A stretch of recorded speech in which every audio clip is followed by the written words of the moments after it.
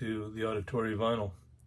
So the other day, I was listening to an old rerun of Casey Kasem's Top 10 and or Top 40, I guess it is. But one of the questions that people wrote in back when they actually wrote letters, somebody asked, who are some parent and child artists that both ended up in the top 40, both made songs or albums or whatever that ended up being hits.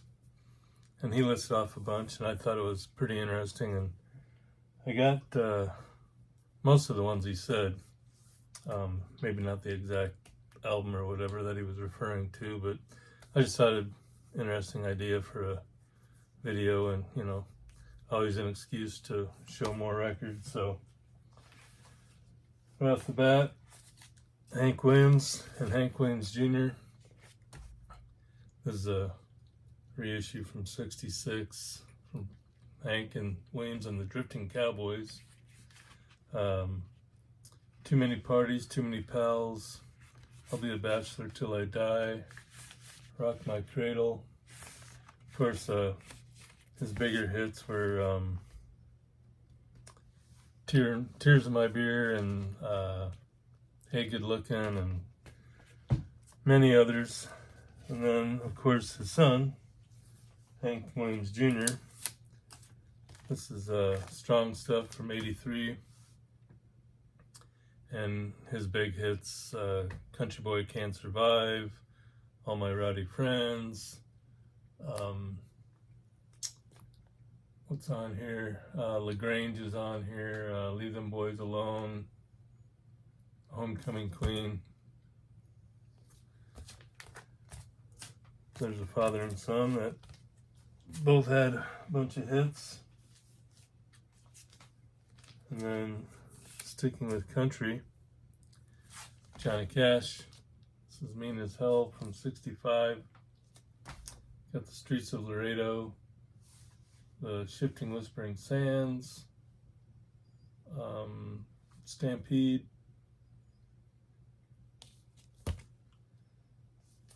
There's Johnny Cash, so it's cool. And then his daughter, Roseanne. This is from 1980. She had a big hit with a cover of her dad's song, Flat Top Box. But this one, she's got a ton of help on here from Rodney Crowell, Emmylou Harris, Ricky Skaggs is on here.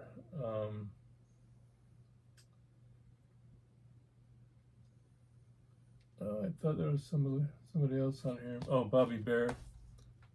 Actually a duet. No Memories Hanging Around. Yeah. Johnny and Roseanne. And then Nat King Cole from 1967. This is You're My Everything. Of course, everybody knows all of his stuff. This has got the girl from Ipanema on here. Of course, Unforgettable was probably his big hit. And his daughter Natalie, who she did a remake of Unforgettable, but with modern technology, they made it look like a duet with her and her dad, so that was pretty cool. I forget which hits she's got on here. Might be This Heart or Still in Love. But yeah, she did pretty good for herself too.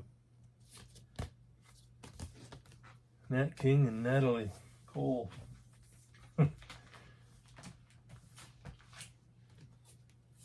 Pat Boone from 1959. His big hits, Love Letters in the Sand, White Sport Coat. It was a big hit for him. He was real popular as a crooner back then. And of course his daughter, one-hit wonder, Debbie Boone with You Light Up My Life. Why do I have this? Well, it was left over from when I thought I needed to own every single album that's out there. There you go, Pat and Debbie Boone. And of course, the Sinatras, Frank, you know all about him and all about his hits. This has got That's Life, Somewhere My Love, Winchester Cathedral, The Impossible Dream. Frank had quite the long list of hits. His daughter Nancy did pretty good. This is from '66, Nancy in London. Her big hit was These Boots Are Made for Walking. But on here is On Broadway, Wishin' and a Hopin', Friday's Child.